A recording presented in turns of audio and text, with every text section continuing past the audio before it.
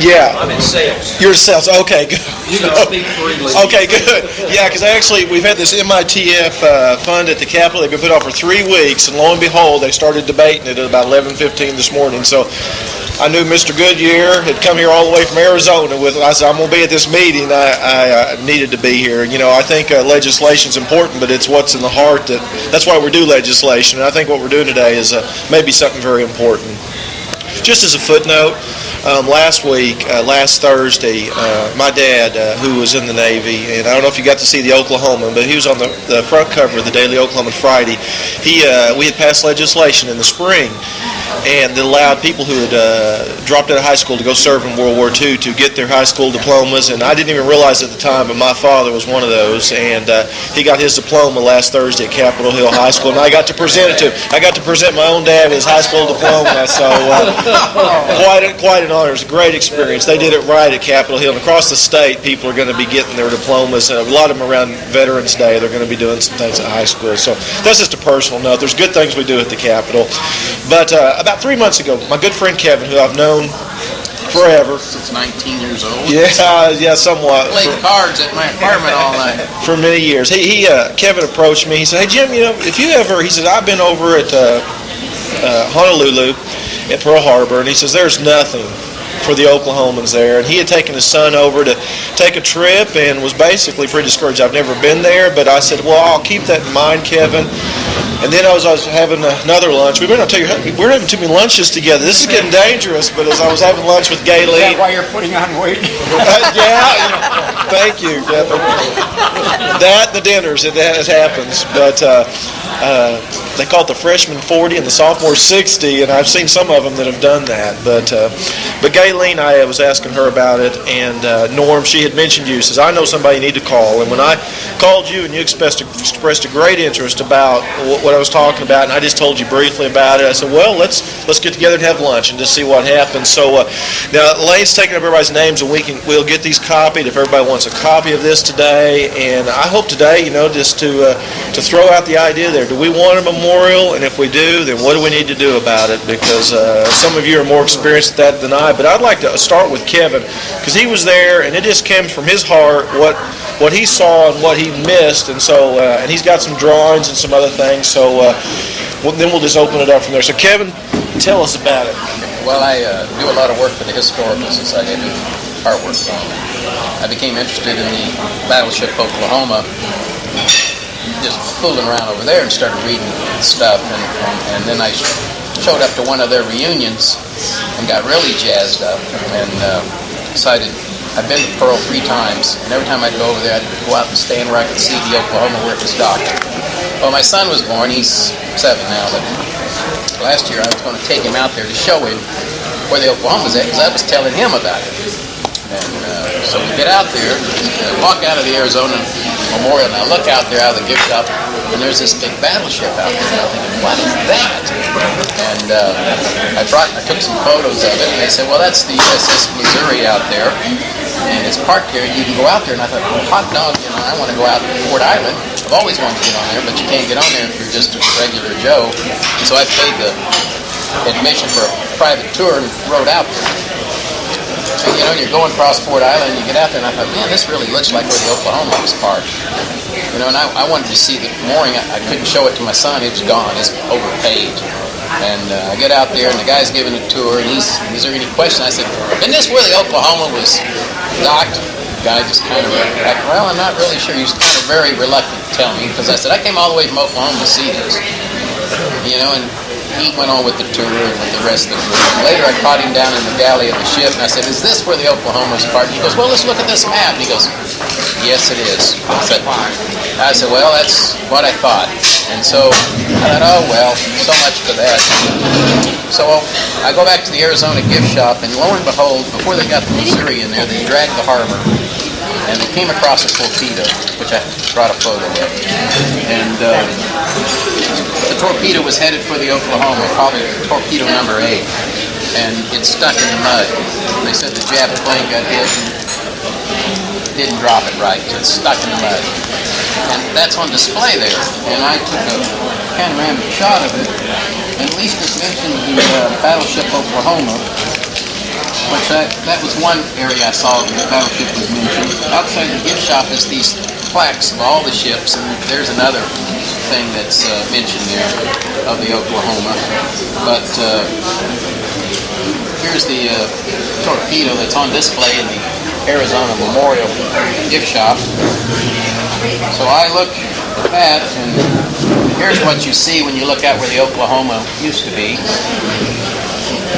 And so I thought, well, that's no big deal. I'll go back to, I dropped my wife off at the beach, my son. I was going to the punch bowl to find out where the crew was buried. I wanted pictures of that. So I get out there, I can't find anything that says Oklahoma on it. I started asking guys that worked there. Nobody knew.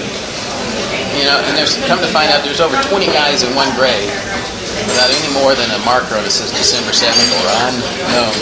It doesn't say December 7th. That's one thing we want to change. And this is the punch bowl. And so finally I just took that picture of my son standing out there and said, oh, Fooey on it. So I came back and it's... You've seen all those, haven't you? I have a No, that's okay. photograph. I'll see. I can do this one. The other shot of what you see at Pearl nowadays. There you go, Jim. There's the Oklahoma. I'll show you where the Oklahoma is. I'll show you a wartime photo where the Oklahoma's parked. Taken by a jet bomber. There's the Oklahoma there.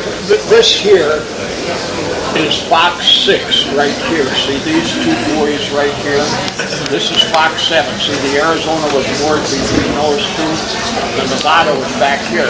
Now, see these two buoys here? There used to be two buoys right here. And that's what the Maryland and the Oklahoma were tied up to. These two buoys right here. Well, they were just evenly spaced. So, I was just trying to look for things of the Oklahoma there and couldn't find too much. Everybody that comes there, there's over 5 million people that attend Honolulu tourism a year. And a lot of them hit down here, and all you see is the Arizona this, Arizona that, which is good. You know, the Arizona's good, but the tragic thing about the Oklahoma, it took, the Arizona, they died in a flash. But the Oklahomans, they took them 19 days to die of suffocation. They were men trapped underneath. We cut men out Tuesday morning, alive. So they were trapped in utter darkness. And so, 2 years later, they decided to turn it upright. Here they are, pulling it over. And Paul shows up. He goes on board after they uprighted it to try to retrieve a wedding band. Went down to his locker, and the bones were there everywhere, and he just left it. But those men, they sent a crew on board to pull all these guys off, and then they just dropped them in holes over there at Punch Bowl. And there's still no remembrance. There's the Oklahoma being turned upright. Here it is where it's being patched, ready for dry dock. They sold to the more... Here you can see the buoys right there.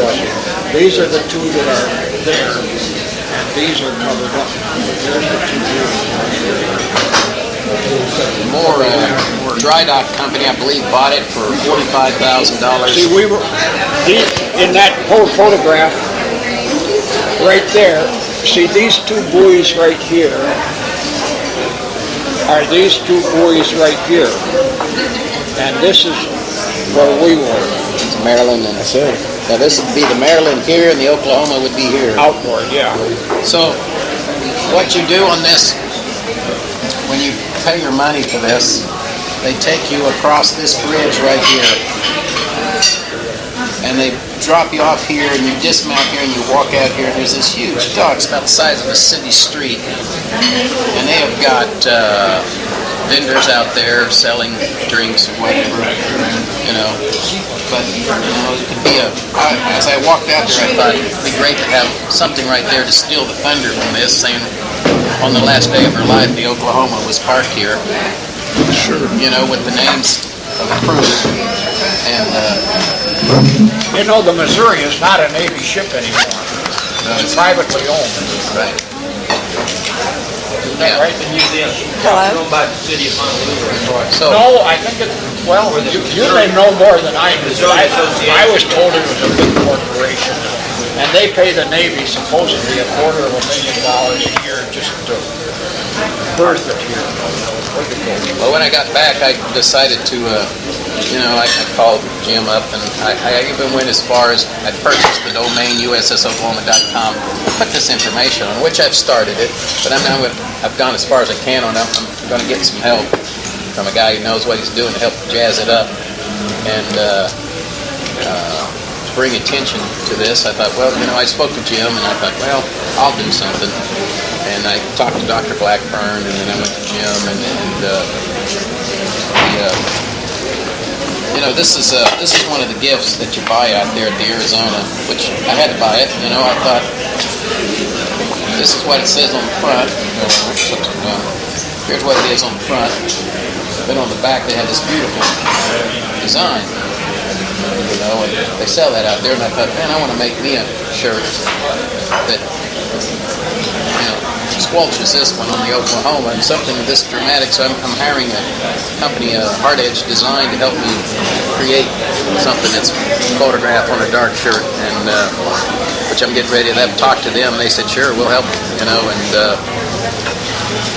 so anyway, that's what I've gone so far on this thing, and then I went to Jim and told him about it, and I flew to Providence, Rhode Island to meet this gentleman. He was the ensign on board that called the ship to general quarters that morning and used profanity to do it to get these guys moving. Herbert Rommel. And I was reading accounts that this man was eating breakfast. He ran out on the deck, saw him, he grabbed the mic, bellowed down there, this is a real air raid, doesn't know, he just cussed. The guys thought, man, he's going to get in trouble for that, and then a lot of guys said, man, this is real, and just took off running. And all the guys that I read their accounts, this guy pretty much saved their life by the way he did it. They thought, this is not a drill. And so he lives in Providence, Rhode Island, and I flew up there to get his autograph. I got his present day picture, and he gave me this wartime photo of him to put on my website, his account and stuff. And then I met Stephen Young, who was cut out of the hull. He lives out of Boston. I went and got his autograph, present day photos, which I got him with me. He was cut through the hull as the water was reaching his chin, and they pulled him out through the next day. And how do they feel about it? Oh, they're all start talking about the memorial. Yeah, they're all. Yeah, Support is 100%. And so I was thinking, I was sketching. This is just very rough, but this was one idea. When I was walking out on that dock, and I thought, something out here with the names of the 429 guys with maybe a bronze statue on top of something like that, A guy standing guard over the names, a Navy seaman. But, it was just something rough I was doing. I thought, something like that. Just something to steal the thunder where everybody would walk over and look at it. Because that dock is so big, and they've got guys selling drinks and whatever else. They raise money for the Missouri, which the Missouri is great. I enjoy walking around and going on there. But that's where I started, and I've gone as far as I can, and I've got this fella here was on signal watch on the morning of December 7th, and that's his picture. That's like, yeah. Gee, I wonder who that could possibly be. Good looking guy, though. It's taken me 83 years to get this handsome. But I bought this picture from the Historical Society, and I thought, well, I'll take it along and say, if you see this guy on the street, I gave that to them quite a few years ago. I had to pay for this, Thank you. But anyway, that's that guy right there.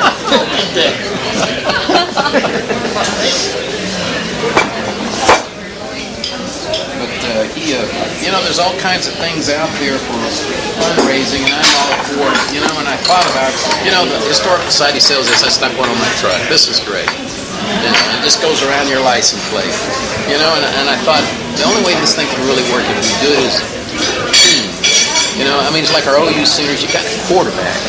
to get, it takes that whole team to make it work and to be undefeated. Like I told Jim, I said, I don't care who gets the credit. I want to be there at the ribbon cutting ceremony, stand beside her, or this bronze statue, and do it as a team. And I've seen things fall apart because somebody's got their feelings hurt because they think they need more credit or something. But I'm looking at it like, man, I can do anything I can to help. I wish more of you guys would have been at the dedication of the monument out there. You should have been. Well, I was out of town. I know you were.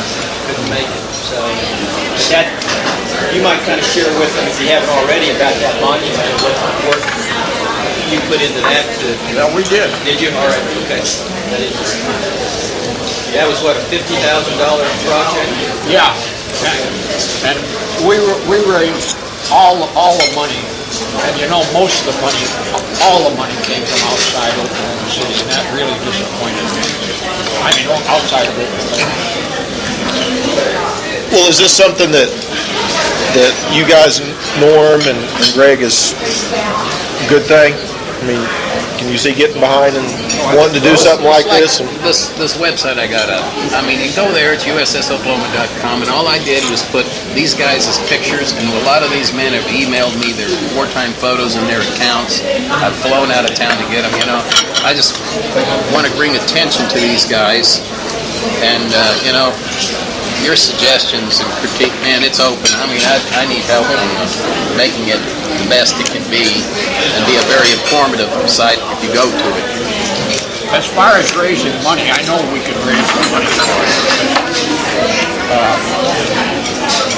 Using records that were 50 years old, we have located the relatives of 239 of our 429 casualties. And they're a good source of fundraising. Now, I think that has somewhat decreased because when we put that monument up, we had actually located mothers and fathers of these kids. And I think they're probably gone by now. They were in their 90s then. But there's still a lot of relatives, and they're all very capable of helping in something like this.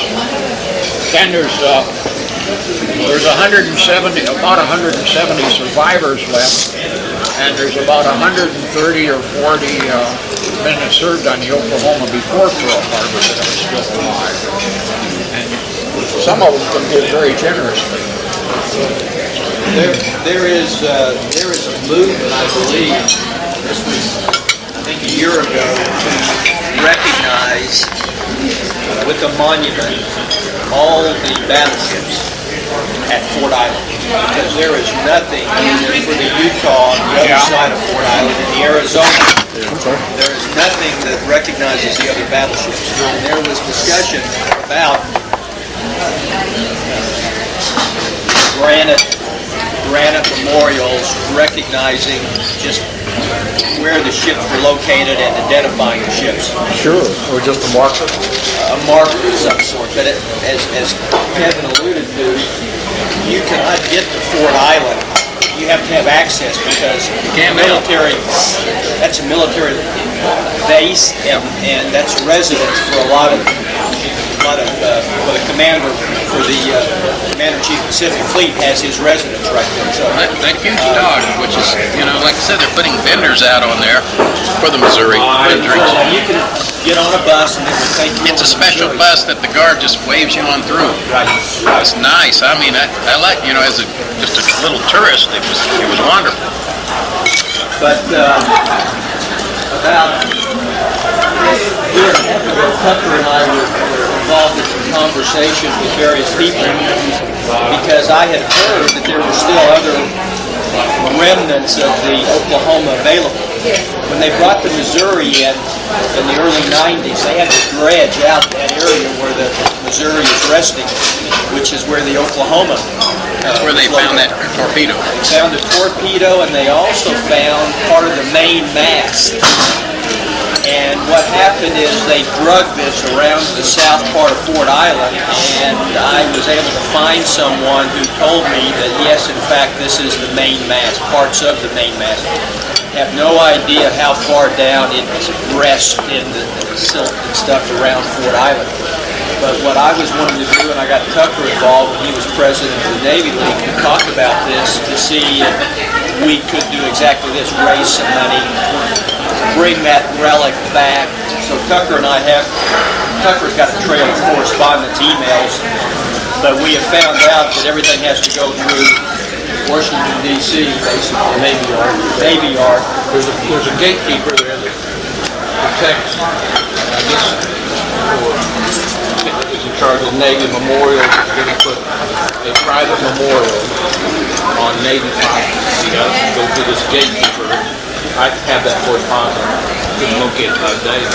We did a little legwork. We talked to a hydroarchaeologist from the Navy Yard that can tell you how to remove stuff that's been in the water for 60 years, preserve it, protect it. And I've also put a guy named Blake Way in the loop.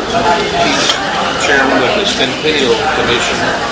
He's working on the dome, and he's very interested in supporting our efforts to do a memorial. We just couldn't get everybody together that we needed because this is not as easy as I thought it would be. Because as we got into it, the command that is in charge of Ford Island wants to do something for each of the battleships, which means that everything would need to somehow be uniform in the way they look. And so, Well, that's why I thought like a 4-foot bronze statue, seaman on top of bronze with a stone with the names. That dock is big enough to stick it out there and not block anybody. but the thing is, they have to think about the other battleships. As you saw in your photo, those other battleships back are resting where the residences are located right now. In other words, these people walk out to the backyard, and right there is Pearl Harbor, and right there is where the piers were. Well, the Utah already has a monument there. But the Utah is around on the backside, and they have a Different part of the land or something, so they can. it's on the backside. It's on the Oklahoma was here, and the Utah was right across the island. Okay. So you had Battleship Row, and then on the backside is where you had the Utah. And there's a story Paul can tell you about the Utah when it was sunk, and torpedoes hit the land and kept on going and went into some of the residences that are still standing there, and they've had to do some reconstruction and things like that. They did not explode. There was some, much like this one here that's a photo, that did not explode. So, but this relic does exist, and but due to, as Tucker mentioned, once you bring this out of the water, it's not going to have much of a life at all because you expose it to air. And right now it's deteriorating every day because as the tide comes in, more of it is covered. When the tide goes out, more of it is exposed. So, but I did make a contact with one of the, with a friend of mine who's EOD, which is, these guys do a lot of diving and they do a lot of work with ordnance and things of that nature. But my understanding is underneath where the Missouri is, there is still remnants of the Oklahoma, and you saw what it looked like when it turned over. There is still, what I understand, tons of steel, 35, 40 foot underneath the Missouri that's now been all covered over and things of that nature. So, if you want to do this, I mean, you can actually go in and retrieve some of this steel, and of course trying to validate whether in fact it was the Oklahoma. I mean, I would assume that would take care of itself just by where it's resting. But there's a lot of sensitivities right now about messing with anything in that part of Pearl Harbor. the people at Pearl Harbor are also wrestling with the Arizona because there is more and more oil seepage from the Arizona. And what they're concerned about is once that opens up and water gets in, it's conceivable that that ship will actually float. Wouldn't that be something? So, and that right now is a historical landmark and it's a resting place for those who died, and there's a lot of sensitivity. I think National Geographic went to great lengths to be able to go, take a mini camera and go down and look at that area, and that's supposedly the last time anything like that will happen, because the relatives do not want that resting site, that grave, to be disturbed. So, wasn't there thoughts of leaving the Oklahoma there like the Arizona? Again, I'm not up on my history in that regard. I know they float, they got it righted, and then they towing it to San Francisco to either scrap it or refurbish it. The Moore Dry Dock Company bought it for $46,000. And then it broke loose, and now it rests. I have a photograph given to me by Captain Rommel. It was the last photo taken of it from the tugboat. I was going to put it on my website before it sunk. It's about 540 miles northeast of Honolulu, and on the watch between 6 and midnight, they said the ship started going, tugboat started going backward, and they looked around, the lights were going off, and it sunk. Because it developed a list, and about 30 degrees, they called Honolulu, and they said, bring it back. They turned around, and they lost it. Some may tell you that the ship never wanted to come back to the States. There was sure a lot of guys praying that it didn't. You know, Gillette had bought it. Exactly, bought it was Gillette. Well, no, they didn't buy it. You're right, more shipyard bought it. But they had sold the scrap to Gillette. Razor blades. That's the story I got. There's nothing official. But there's hardly anything left relic-wise of the Oklahoma. I mean, you've got that torpedo that was resting there, and you've got, I think there may be an anchor. Is there an anchor? Yeah, there's another anchor out there too, I think. Omniplex, I think, has one of the anchors. Well, if you're touring the Arizona's gift shop, I mean, right in the middle of it now, you've got an Oklahoma, remembered with that torpedo there. And I mean, that thing's as big as a Ford Ranger. I mean, it's huge. And it was just very spectacular standing there, and I said, Greg, what we want to recover is the ship's bell. The Historical Society is just dying to get a hold of the ship's bell. So we got two problems. We're talking today about retrieving some relics and also a memorial. And you said the memorial is kind of being blocked because they want to do something over there that Pearl Harbor, and it's partly part of the Parks Department, Parks Association, whatever controls it. But they're involved in along with the Navy, and they're wanting to do something, but they're wanting to make it uniform for all of the battleships along Battleship Road. And this is all part of their they're wanting to make this area a tourist attraction. That's why they brought in the Missouri, and that's why they put that causeway over. there's a sub there, the Pearl Harbor Adventure. You can tour it. Dolphin. Yeah, and you wear a headset, and the captain of the Dolphin gives you the tour. My son, I took him on that. He loved it. He had to go through it twice. But I said, well, somewhere over there, the Oklahoma was parked, son. And that was all there was to it. Do you know when they're going to try to build those markers for the battleships? When I was over there a year ago, they were hoping to have everything done by this December, because it being the 60th anniversary.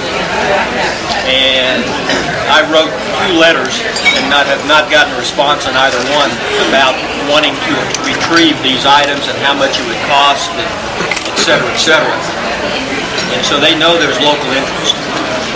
Listen, And so, but beyond that, given what's happened on September 11th, I'm sure a lot of things have been pushed to the back, and that could very well be one of them, because on December the 7th, the President of the United States, along with the Chief of Naval Operations, along with Secretary of the Navy, were all supposed to be at Pearl Harbor for that 60th anniversary event, and now I suspect that's probably not going to happen. So, but I think it takes a group like this, along with support from the state government, and along with the strong Navy League, and Veterans Association, and interested individuals to make this happen. And this is what it takes to retrieve, create a monument like that. As Paul can tell you, it takes a lot of work just to raise the money. You're never going to move the Army or the Navy or the Park Department without official, because that's the trouble we're having with these graves. What I would suggest we do is look at a let's see, how should I express it? Come at them from all sides, I guess. And Jim, something that you might want to consider, if you could get Keating to write a letter to the Secretary of the Navy. I mean, my philosophy is you always start at the top and work your way down. Yeah, I was thinking Key, and also Don Nichols. I think Don Well, Nichols. and I was going to get into the federal congressional delegation. Nichols, Inall, Ernest, I know Ernest real well, JC, all of them. The more that you have participated in this, the better off, Stump is very interested in this also. Okay. The more power you also have, Admiral Crowell. There's a person, President Bourne. Still carries quite a bit of weight. We could also approach the active duty Navy, get Jerry, the Commodore, to send a letter to his chain of command, get the sub also. Those are other participants that we can certainly get to support this, and then I would play up the aspect, as Greg mentioned. This is coming up on our centennial year, and we want to recognize Oklahoma's contribution to the Navy, and in a time that the nation needs to be brought together and realize our military heritage. What is a better time? Play upon absolutely the current events and make it work for us. In terms of fundraising, what we're going to have to look at is I think we're going to have an artist a rendition of the approximate cost of what this is going to do, and convince the Navy that we will bear the entire cost. There will be no expense to them, with the exception of donation of the location. We might be at the mercy of the Navy as to the exact location. That I know. You have to play a game, and we might have to just settle for what we can get. We can certainly initially push for what we want, and then see what happens. Now we do have some people that we have had at the Navy birthday ball as speakers, and we can write letters to also. What do you think about that? We've had 3 and 4-star admirals that we can certainly write a letter and say, sir, we certainly appreciate your consideration and support of this. And they have firsthand seen the Oklahoma spirit and how they support the Navy. I don't think that will be an issue with them. I really don't.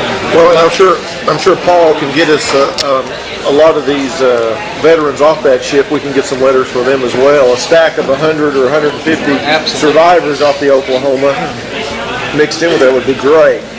I do, but I truly believe that they're only going to move if we can bring some very heavy guns to bear. Right. And if you can get the governor behind this, and then the congressional delegation and any other people that wear stars on their shoulders, in active duty Navy, that will carry more weight than anything else. It really will. The PR campaign, certainly having the survivors participate, will be invaluable.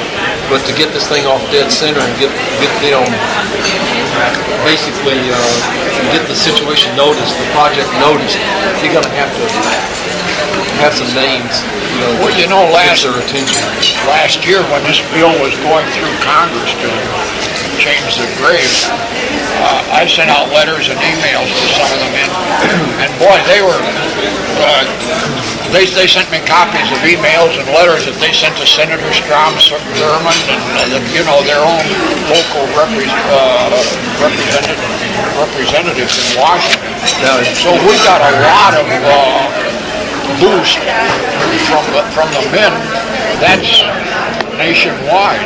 This will ultimately be a Department of the Navy decision. And Tucker might share with you a project he embarked on when he was president of the Navy before Normandy. That was, we had a movement underway to try to have a battleship, a submarine named USS Oklahoma. So there has been a lot of work with our congressional delegations on having a submarine named Oklahoma. So we may have to make sure we separate this dialogue because Tucker put a lot of work in that. We haven't been successful. He hasn't been successful. They've had 4 of these new class submarines already named. Virginia, Texas, North Carolina, Hawaii are all 4 named, and all you can see who the senators are from those 4 areas. You can see why they were picked. But when Tucker started this, his goal was to have a submarine commissioned in 07 named USS Oklahoma because of Stabler.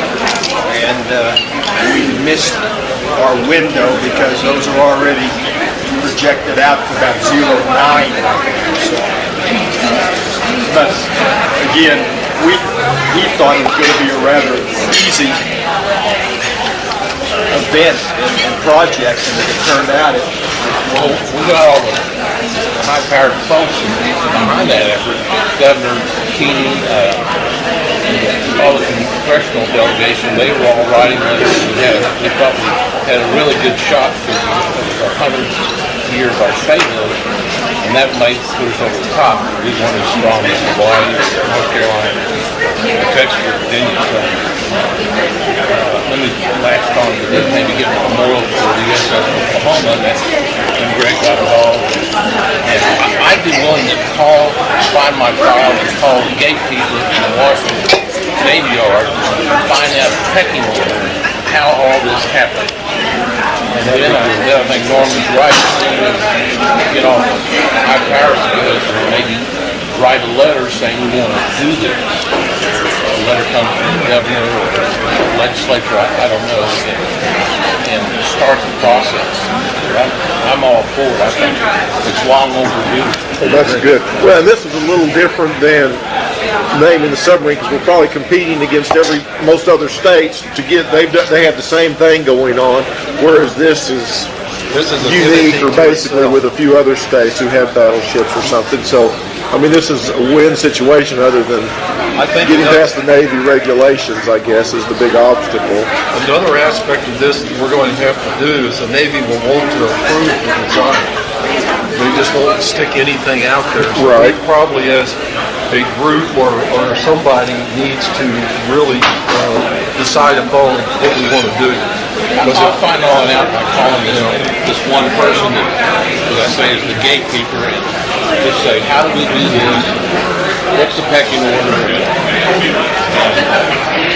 Show us the road. We're still talking about 2 things. Are we still talking about a memorial, or is the memorial we're just leaving it up to the battleships and the Navy? Are we talking about both things here? I think we're just talking the memorial. The memorial, okay.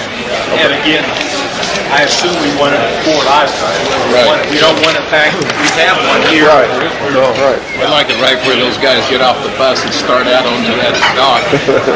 Right We can shoot for that. Ship was at. That's where I would like, right in front of where the ship was docked. It should be on land because I understand that the Missouri is supposed to be moved farther away from the Arizona, and so they may take that dock down. The way it looks permanent to me. I would. It looks like a city street. Well, I've been told that it's going to be moved for where the California was.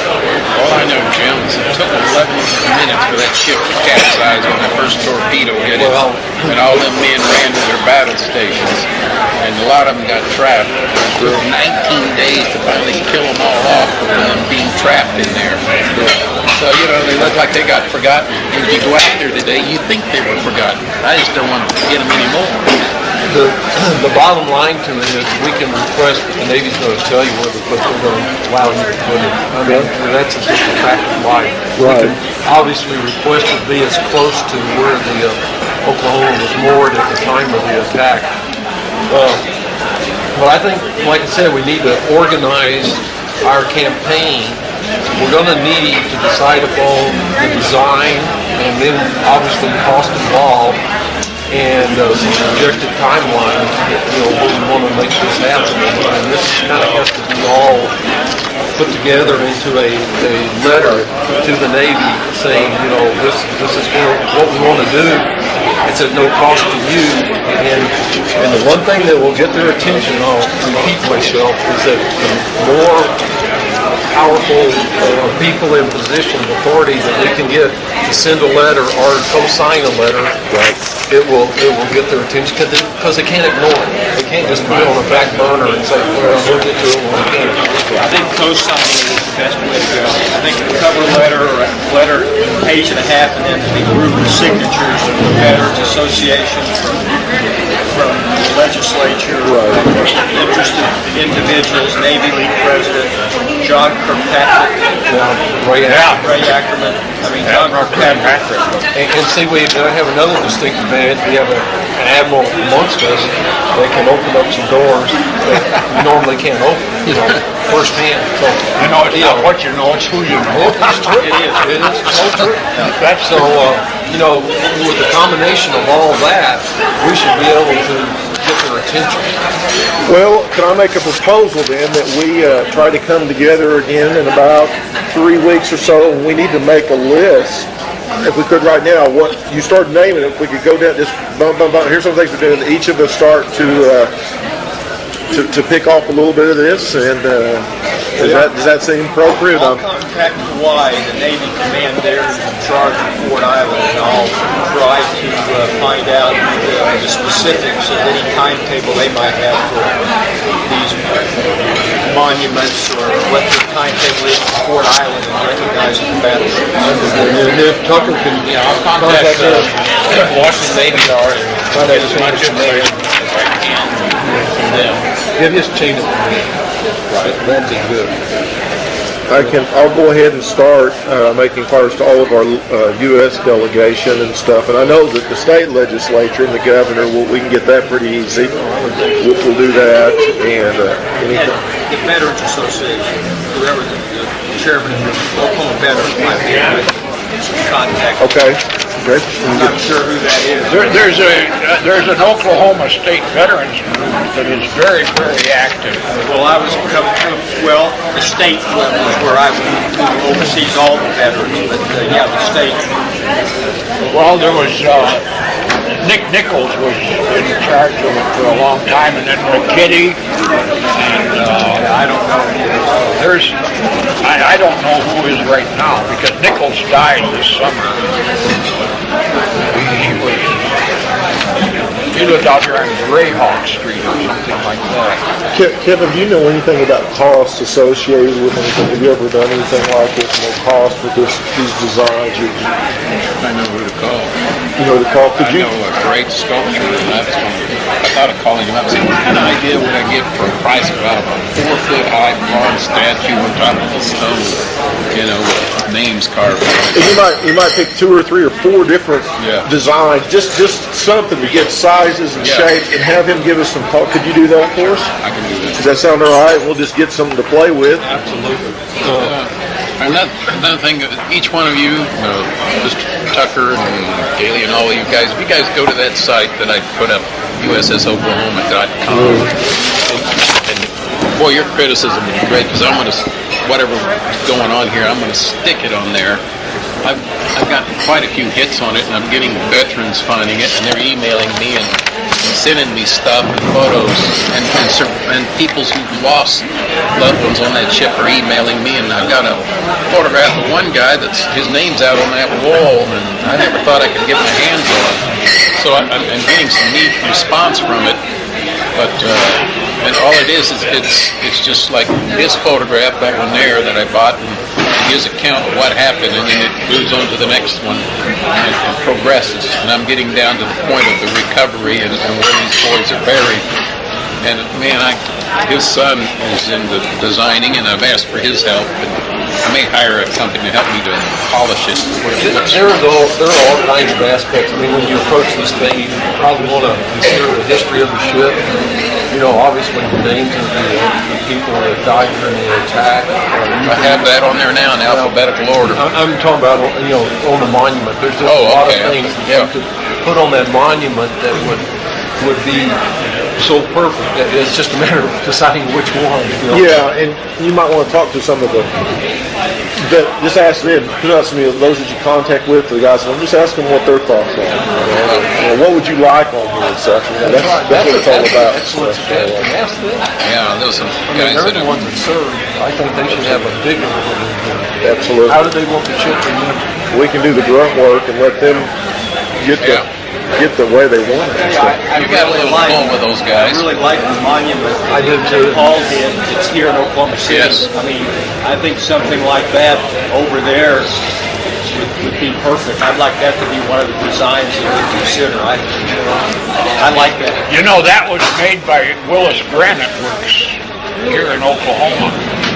Well, I would hope whoever makes it is from Oklahoma. Yeah, that's what I was thinking. Let's have some guy from Kansas or something. That's called Oklahoma Red Granite. And Willis Monument Works down, I don't know, down here. I've got the address at home. I think that's beautiful. Yeah, I like the beautiful way it's displayed, and that's got me thinking on the way, and I can visualize where that would be setting for there. Make it look kind of like the Vietnam Wall. Like that's what I liked about it. 3 weeks, is that? Because we're getting Thanksgiving latter part of this week, maybe hit mid-November, and would it be okay if we could set up an evening time and maybe meet somewhere, and if there's other people that would want to come and stuff?